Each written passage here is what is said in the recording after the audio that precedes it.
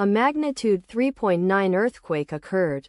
Sulawesi, Indonesia. 122 kilometers s of Luwuk, Indonesia or 221 kilometers NNW of Kendari, Indonesia. On Sunday, the 6th of July 2025, at 8 hours 55 minutes and 48 seconds local time. The quake had a depth of 10 kilometers and was not felt, or at least not reported so. Data source from EMSC. Did you feel it? Let us pray. May the earthquake that occurred not affect our brothers and sisters there. May the earthquake not happen again. And may God protect everyone. Amen.